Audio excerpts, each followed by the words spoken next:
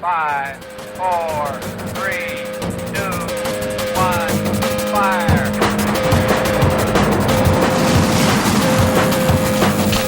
The only thing we have to fear is fear.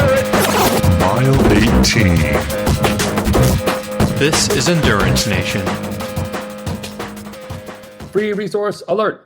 Did you know that Endurance Nation created the 4 keys of racing execution? That's right, the seminal framework that people use to put structure into an otherwise unorganized and chaotic race day. We created it back in 2009. I've been honing that process ever since across all manner of sport and work as well. Our athletes use it in all aspects of their lives. It's an opportunity for you to use a framework that boils down the most complex situations into critical steps that you can follow and prepares you for the challenges that exist on race day. We have this framework. It's available for you. It's free. You can actually go online. If you go to endurancenation.us/4 keys, that's all written out, FOUR keys. You'll get an opportunity to download a free resource that explains the 4 keys to you, including a video from me, Coach Patrick, outlining how you can use it and opportunities to access even deeper resources down the line. This is your chance to break out of the chaos. If you've had bad races, messed up races, made simple mistakes, really wish when you cross the finish line that you can get that 30 minutes back, now you can. Plan ahead. Get the 4 keys at endurancenation.us/4 keys. Endurance Nation.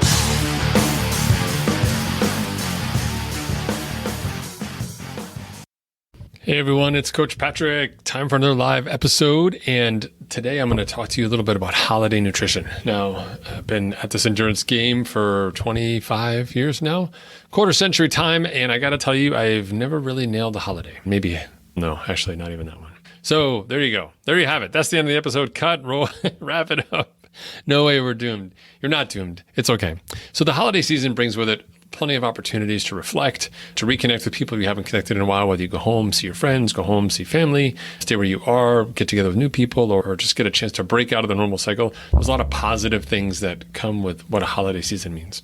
But as an endurance athlete, we have challenges. In our last episode, I spoke to you about how do we manage the logistical challenges of staying fit, staying active with the different types of constraints you may have when you're on the road or just with your sort of internal energy meter, right? Like where you're at. So this time around, I want to talk to you a little bit about nutrition because this is a battle as well. Endurance athletes have this interesting relationship with calories, and it's one that brings a lot of challenges to these holiday seasons. One of our great teammates, Sheila Laird, who you should look up for sure, Leard, lives out on the left coast, west coast, best coast, talks a lot about disordered eating, and disordered eating is very prevalent in endurance sports. There's a lot of times when we're training, for example, that we want to eat lots of calories. We need glucose, we need sugar, we need beverages. There's just calories in there. We're just burning to do what we want to do when we're working out. So we need the calories to work out. On the flip side, there's that same mindset when we're not working out isn't great. Like if we eat like we're working out when we're not working out, then we end up in a space where we're actually putting on weight. And there's a place, a sweet spot, wherein you can be strong and healthy and eat well and be okay and be fine, this sort of equilibrium. But it's really hard to get to. And a large part of that equilibrium is usually achieved mentally because physiologically, we're never happy with where we are. However, anytime you stop and take a picture and say, I made it, 5 seconds later, you're not the same as you were when you took the picture. So how do we reconcile that differential between physical reality and our mental perception of ourselves with the challenges that come with a holiday? And so we really have to come to terms with the fact that a lot of our success with calories and nutrition revolves around environment or environmental choices. So we get to curate where we are at home and make sure that you're in a place where you don't have bad food or you don't have bad food in the places where you are. Either or is fine. And that you make healthy food choices and you back those up by healthy food shopping and time to meal prep, etc. There's a lot of things that go into making anyone, particularly an athlete who's fairly picky but has high caloric demands, healthy when they're just really being their normal selves. And it's a delicate balance, and not all of us are successful at it, myself included. So we have to understand that there's periods in your year, say in the race prep, those last 12 weeks, famous inside Endurance Nation for the push towards your race, that you may be stricter than normal in terms of what you're eating so that you can stay on track, not put on weight, be good. At the same time, we recognize that when we're not training very much, then we also have to be careful of what we're putting inside of our bodies, right? So even though we're eating clean when we're training a lot, but we're eating a lot because we want to be fueled and ready, We also don't want to eat too much in the times when we're not training so much because we're not really burning all those calories. And it's a tough place to be because in both places you're applying rigor. Like no matter where you are, you're like more rigor, less calories burned, more rigor, more calories burned, just as much rigor. Hey, coach, where's the balance? You said something about balance. This doesn't sound like balance. This sounds broken. And I hear you. So here's the deal. I've got a couple of key things I want you to think about for the holidays that will help you out. Okay. Number one, I want to say, just like we say, pain is temporary. I'll tell you this, holidays are temporary. Whether it's Thanksgiving or Christmas or Hanukkah or whatever you may celebrate, these are just brief periods in time. And even though now it feels like you'll never escape this land of sugar cookies and endless garbage food, in reality, when we zoom out across your year, it was 5 days at your in-laws, but there's 365 days in a year. So plenty of other time in your year where you can be really locked in. So number one, don't put a ton of pressure on yourself. You're not in a bodybuilding competition. Life is okay. There's yummy food. You don't normally have sugar cookies laying around.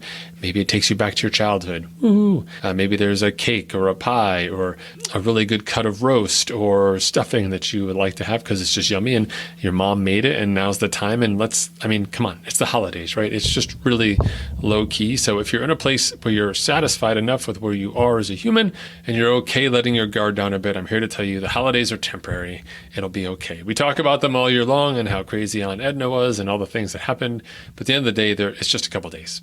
So really, I would encourage you, if at all possible, to dial things back and say, you know what, for a couple of days, I'm just going to be a normal human and it's okay. I'll be a civilian. I'm not going to be in trouble. I'll get back to it. Maybe I'll be a pound or two heavier, but so be it. That's it. It was worth it.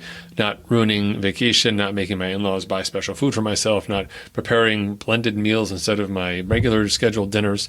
All of that's fine if you have a severe dietary imbalance or an allergy to the food being prepared. But if that's just you because you're worried about your body composition and you are not a movie star or an elite athlete and your life or job depends on those abs that you're curating, you need to chill out. I'm just going to put it out there. So how do we head into the holiday season and stay on track? So these are my 3 tips for you to really keep you rolling.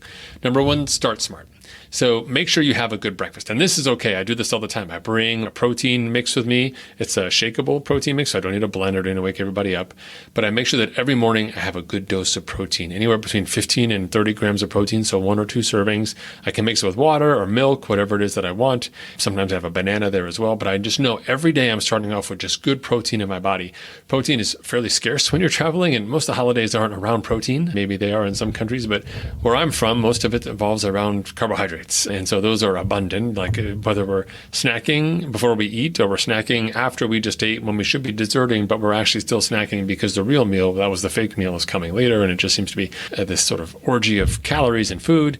I know if I start right, I'm in a good place. And it's easier if I just start right every day. So I do it in the morning and I make sure I'm good and I'm all set. And in fact, I try and back that start smart up by also getting my exercise done in the morning too. In general, most people tend to sleep in relative to endurance athletes. So the morning is the time, right? If you can get outside for a walk or a run, if you can go to the gym, if the gyms are open wherever you are in the morning, great. If you've got some kind of setup where you can do your workout and not bother anyone, awesome. This way, you're done by 7 o'clock, 8 o'clock, whatever you need to.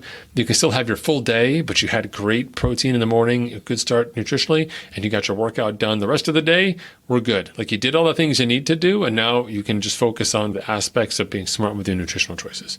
If you don't start strong like that from a nutritional perspective and a fitness perspective, then things get tougher because all of a sudden the workouts start falling later in the day. You've also trying to make food choices and you're trying to ratchet up and down the food choices based off of this judgment factor.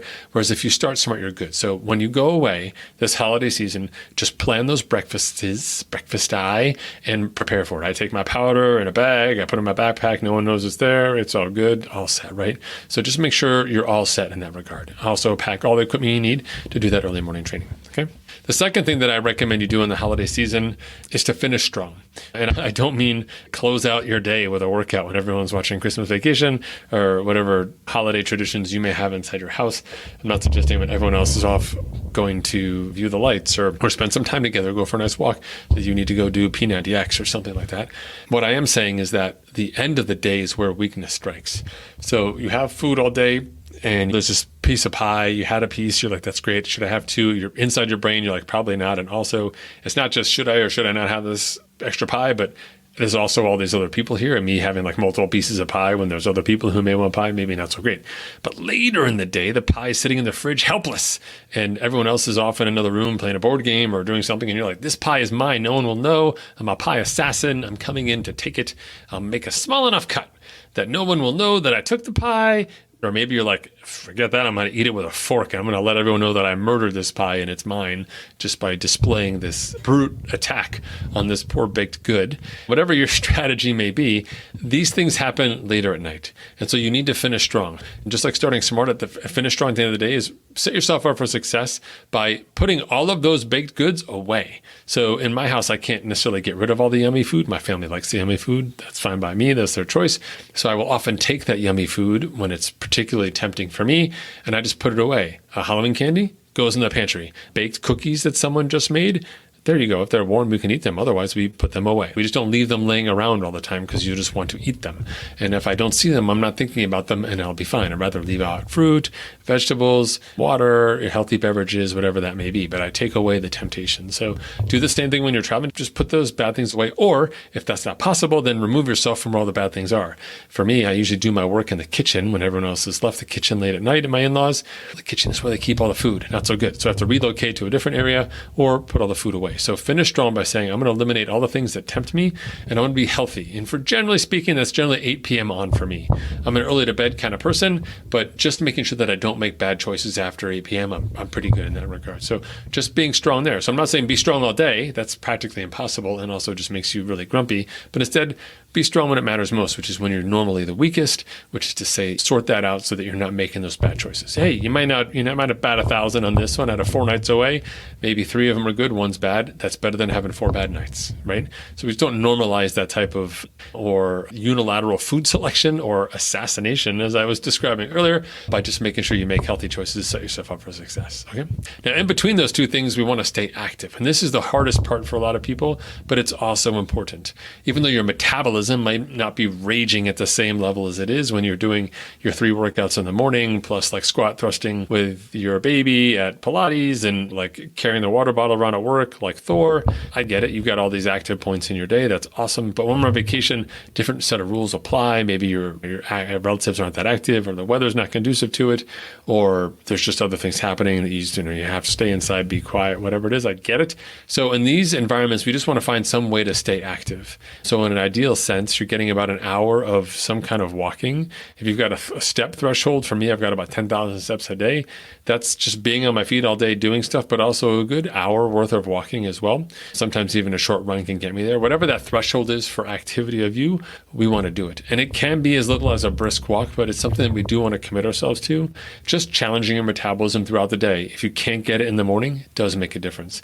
And this doesn't have to be crazy. You can help in the kitchen. Just be walking around doing that stuff. What we want to avoid is 3 hours sitting on a sofa with a bag of chips and some guacamole and not moving for 3 hours just because no one else is moving for 3 hours. I'm not saying don't sit down and don't eat chips and don't eat guac, but I'm saying maybe do it for an hour and then go do something, or maybe in between breaks you go do something, or maybe at halftime you go do something, but we're not just sitting there the whole time.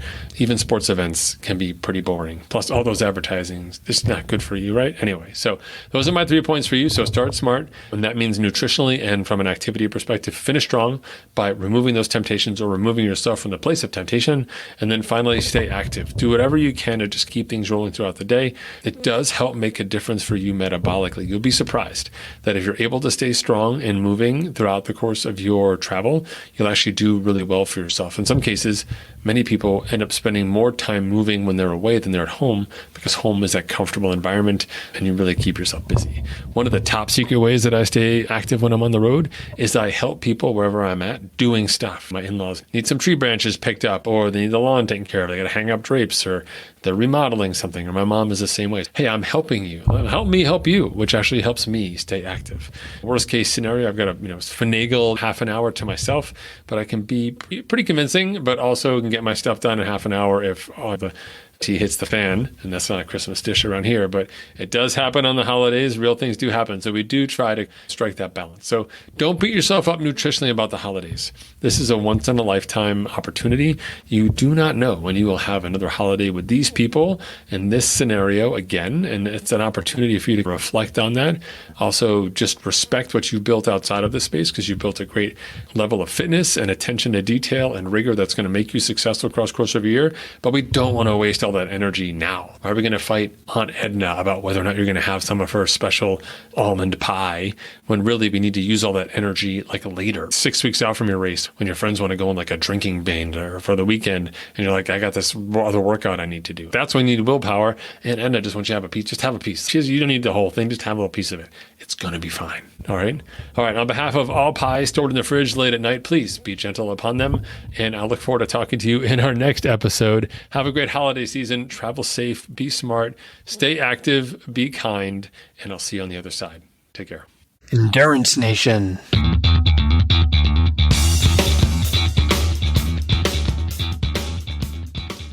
Product of the week is our Race Saver bag. Stay cooler, race faster. Have you ever been in a race? You pass an aid station and then you can't wait for the next aid station. As a runner, you're just craving it. Even though they're only a mile apart on the road, it seems that each one is getting further and further apart. What if you could take the ice that you had at that last aid station and carry it with you? Not in a cup, not clinking around, but in a handy bag on your wrist. That, my friends, is the Race Saver bag. It takes advantage of your physiology, where your body generates a protein that actually signals to your brain that you're cooling off. It happens in the core of your hand. Professional athletes use this, and now you can too. You can't race in the heat without managing your core temperature, and now you can. It's the Race Saver bag, and you can find it online at www.mile18inc.com/race saver. That's mile18inc.com/race saver, all one word. You can get your bag now. Hey, get two. Share one with your friend or your loved one, so you make sure they also have the race of their life. You don't slow down, and you make everyone else jealous out there on the race course. Get a Race Saver. For more information about Endurance Nation, visit us online at endurancenation.us. The provided music is from the Podshow Podsafe Music Network. Check it out at music.podshow.com.